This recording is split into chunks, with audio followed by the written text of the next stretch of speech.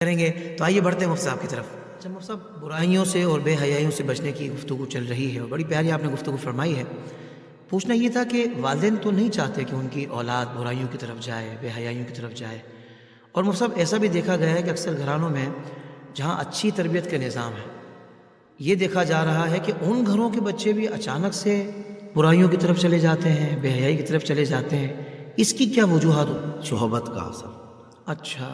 اچھے گھر تو ہیں، سارے ان کی تربیت پر فوکس بھی کیے ہوئے ہیں، لیکن عموماً آج ہو کیا رہا ہے، اپنی اولاد کو وہ ماں باپ جو پڑھے لکھے ہیں یا اسلام میں رکھتے بھی ہیں اور رہتے بھی ہیں، پھر بھی وہ دیدہ و دانستہ ان کے ہاتھوں میں یا تو موبائل اس طرح سے پکڑائے ہوئے ہیں کہ جس کا احتساب ہی نہیں. احتساب نہیں ہے. بچیوں کا ہو، میں اس کا مخالف نہیں ہوں کہ ان کو کوئی موبائل ہی نہیں دینا چاہیے، دیں صحیح. آپ، لیکن کم از کم احتساب میں رکھیں، چیک اینڈ بیلنس رکھے اس میں. محاسبہ تو ہونا ہی چاہیے. واہ واہ واہ.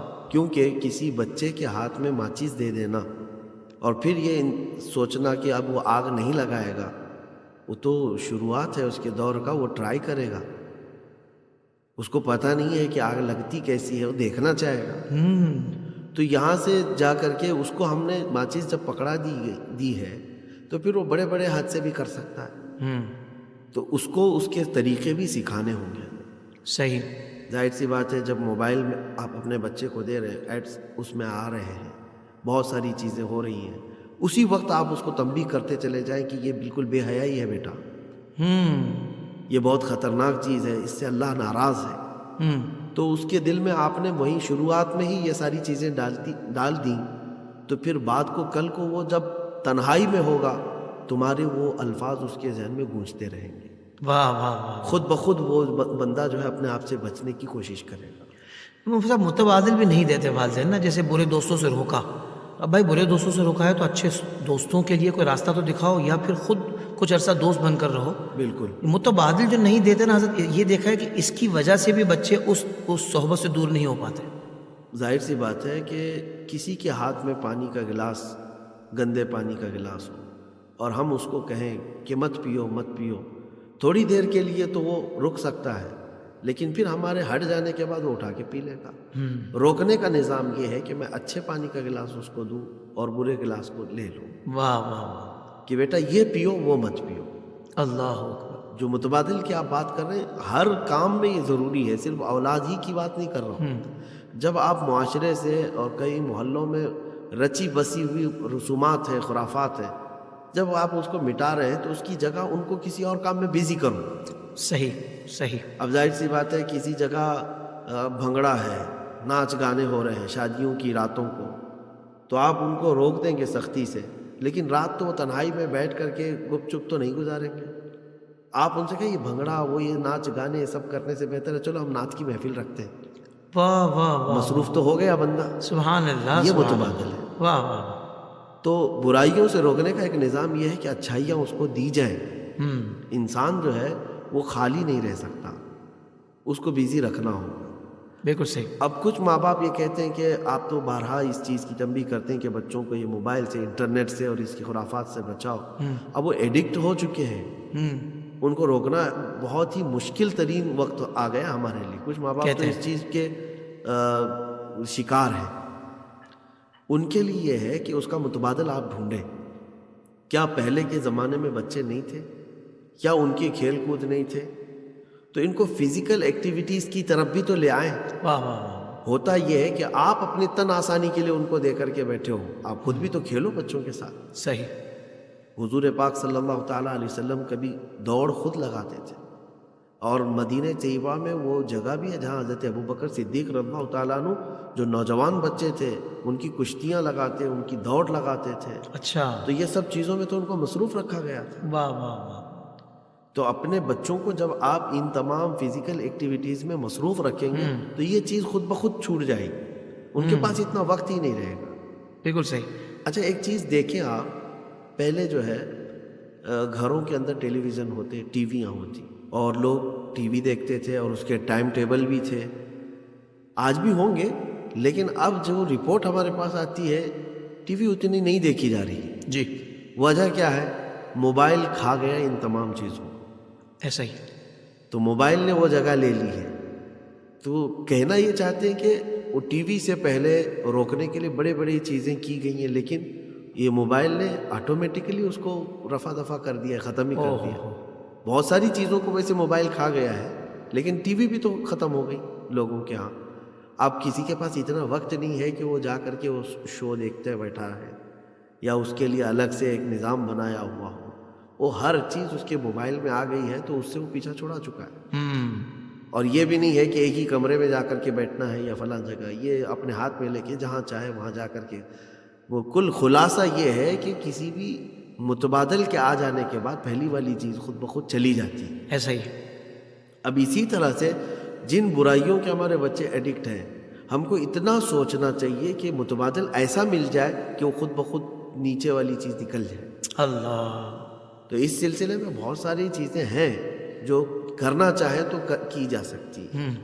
ان کو ذہنی آزمائش دیے جائیں، اور کچھ ٹارگٹ اچیو کرنے کے لیے ان کو حوصلے بڑھائے جائیں، اور کچھ آپشن دیے جائیں، تحفے طائف رکھ دیے جائیں. بالکل.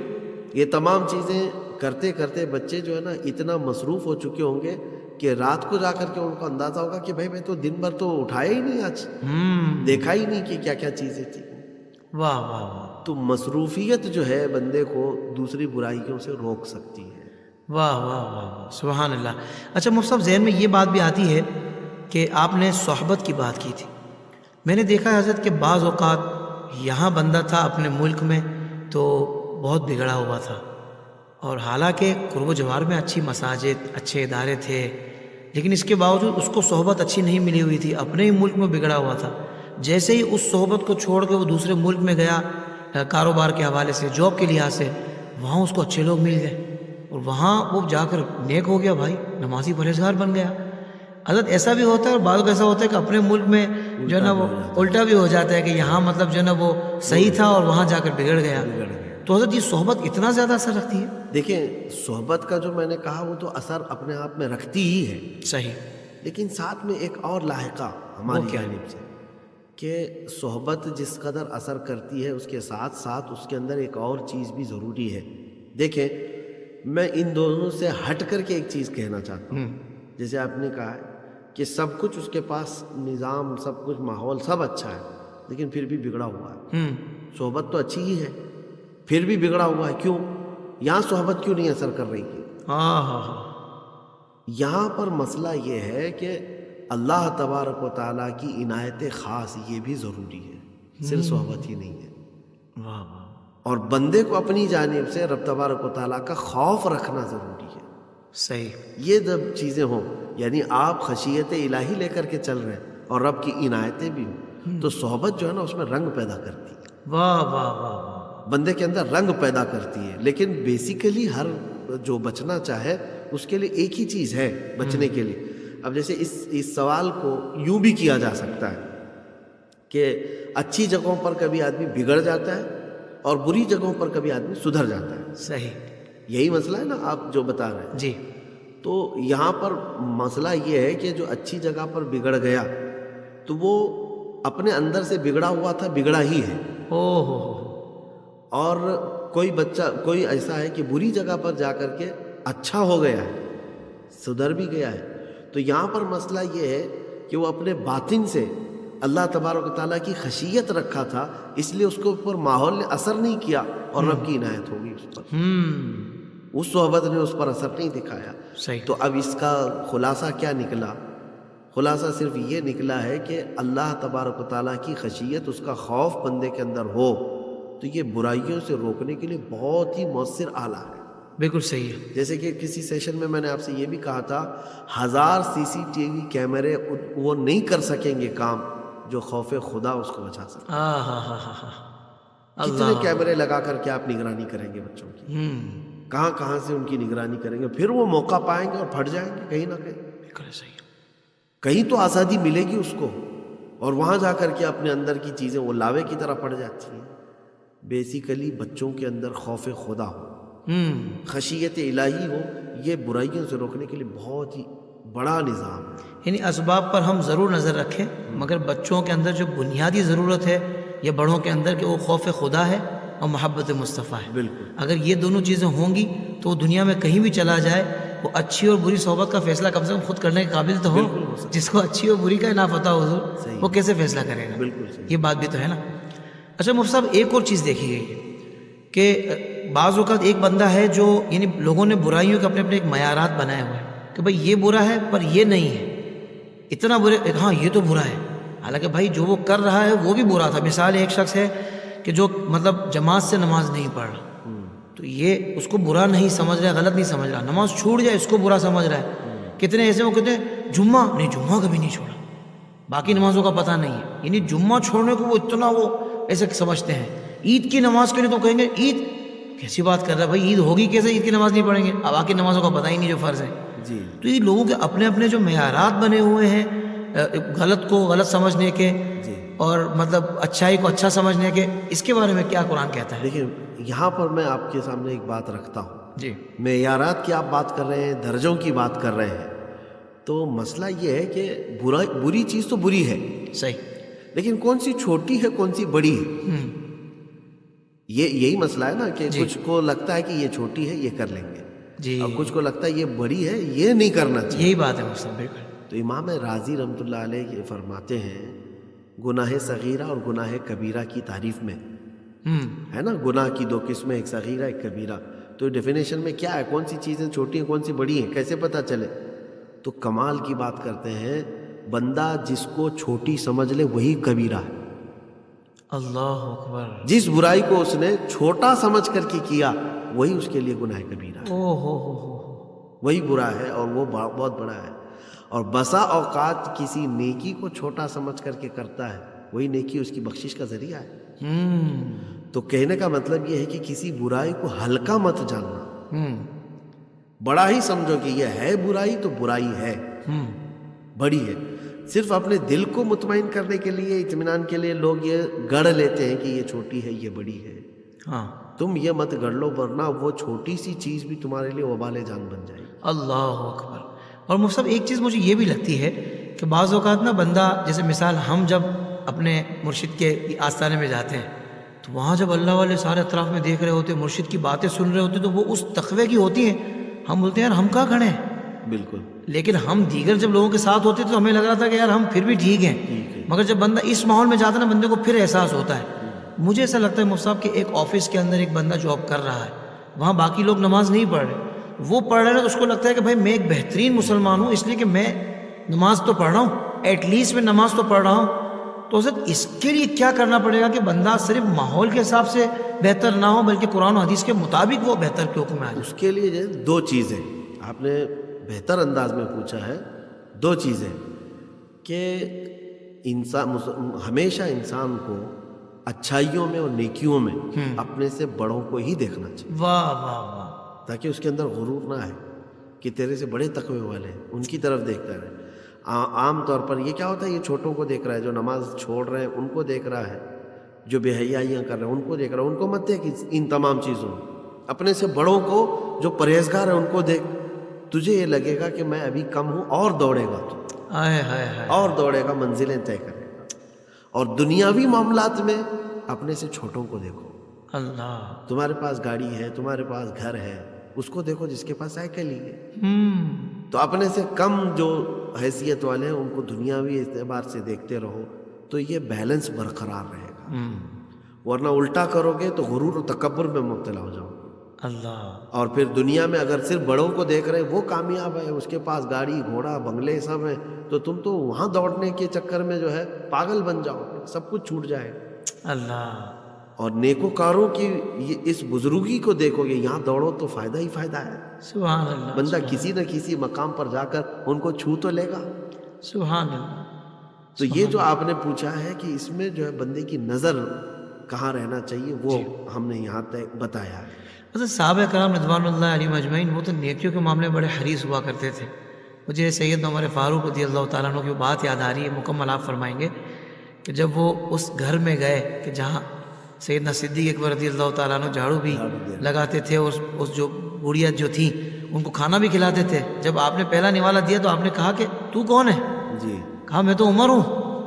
تو بولا پہلے کوئی اور تھے, یعنی وہ جو بات ہے حضرت کے سیدنا عمر فاروق کا وہ جملہ کہ یار اللہ کی رحمت و سیدنا صدیق اکبر پر جنہوں نے ہمارے لیے مشکل کر دی، وہ اس انداز سے خلق خدا کی خدمت کر کے گئے اور معیار اتنا بلند رکھا اپنا کہ واقعی یعنی اس معیار پر میں بھی میرے لیے بھی آزمائش، مطلب امت کی تعلیم کے لیے یقیناً آپ کے جملے تھے یہ۔ بالکل، یہاں پر جو ہے نا یہ صحابہ کے اندر جو نظام تھا نا، جی جی، یہ ہیلتھی کمپٹیشن اس کو، کیا کہنے ہیں صاحب، کیا جملہ دیا آپ نے، یہ ایسے سابقوا الی الخیرات، نیکیوں کی طرف دوڑو، اس میں کسی کے لیے کوئی لمٹ نہیں ہے۔ واہ واہ، یا ہم ان تمام چیزوں کو چھوڑ کر کے دوسرے ٹارگٹ اچیو کرنے کے لیے ان کو حوصلے دیتے رہتے ہیں کہ تو یہاں تک پہنچ جا، تو 90%، تو 95%، ان تمام چیزوں میں کیا ان تمام معاملات میں جو نیکیوں کے تھے صحابہ اکرام کو اس میں سبقت لے جانے کی اتنی خواہش ہوتی تھی، ہر ایک آگے ایک دوسرے سے آگے بڑھنے کی کوشش کرتا تھا، اور وہ پھر وہ مقامات طے کرتے تھے، واہ واہ، تو برائیاں ویسے ہی چھوٹ جاتی تھی۔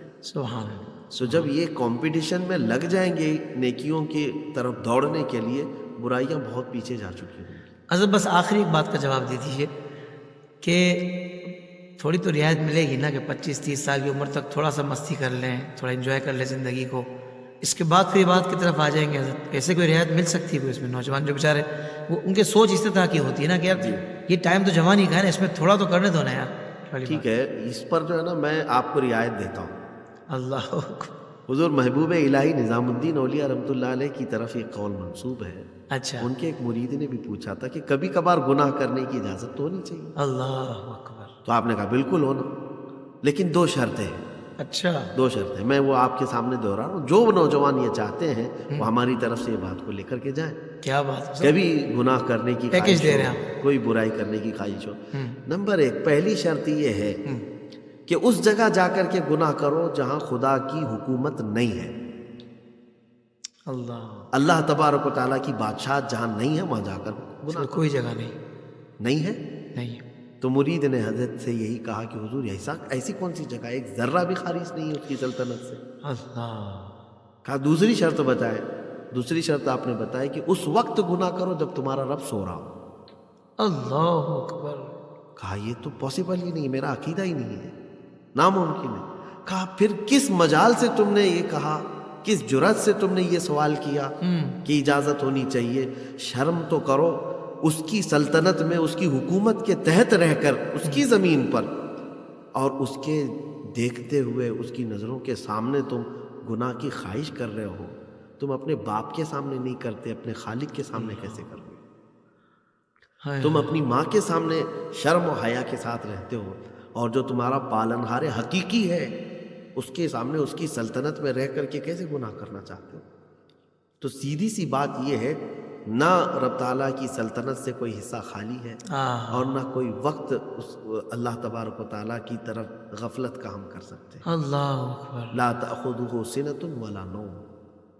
تو اب لوگوں کو یہی چاہیے کہ ہمہ وقت، اچھا ایک بات مجھے یہاں یاد آتی ہے کہ پلین میں سفر کرتا ہوا ایک مسلمان نوجوان، وہ یورپین تھا، اس کو ایئر ہوسٹس نے شراب سرو کیا، تو اس نے جواب میں کہا آئی ایم اے مسلم۔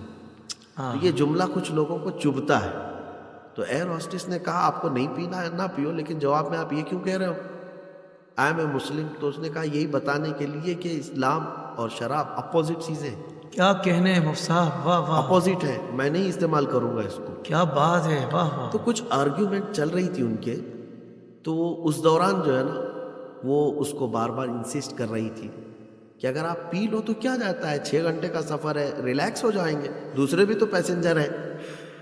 تو اس نوجوان نے کہا کہ ٹھیک ہے، آپ مجھے پلانا چاہتی ہیں تو پہلے پائلٹ کو پلاؤ، پائلٹ کو پلاؤ۔ اس نے کہا نہیں، ابھی پائلٹ پیتا ہوگا گھر پہ، ابھی وہ آن ڈیوٹی ہے، نہیں پیے گا۔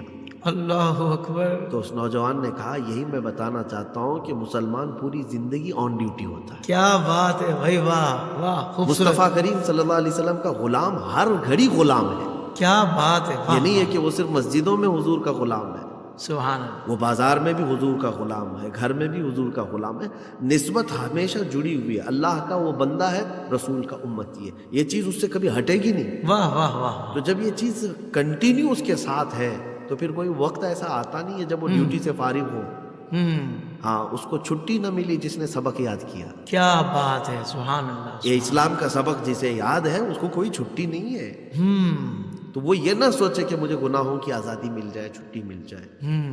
تو ہمہ وقت اللہ کا بندہ ہے، ہمہ وقت رسول اللہ کا امتی ہے. اللہ اکبر، سبحان اللہ. مفتی صاحب یہاں تو میں ایک جملہ کہا کرتا ہوں کہ وہ لوگ جو کسی کو تانا دیتے ہیں نا، یار داڑھی رکھ کیسا کام کر رہا ہے، یار امامہ پہن کیسا کام کر رہا ہے، تو میں کہتا ہوں بھائی داڑھی اور امامے کو کیوں بیچ میں لا رہے ہو؟ اگر دوسرا بندہ کر رہا ہے تو وہ بھی کلمہ پڑھ کے ایسا کام کر رہا ہے. وہ جو مسلمان ہے وہ سب کی ذمہ داری ہے کہ برے کاموں سے بچنا ہے. اب جس نے داڑھی شریف رکھی ہے، امامہ شریف پہنا ہے، اس پر تانا نہ کیا جائے، بلکہ اس برائی کو ختم کرنے کے لیے ایک اچھی حکمت کے ساتھ اس کو تعلیم دی جائے. آپ اس سوال کو میں تھوڑا سا آپ کے چینج کر کے یوں کہتا ہوں. جی حضور.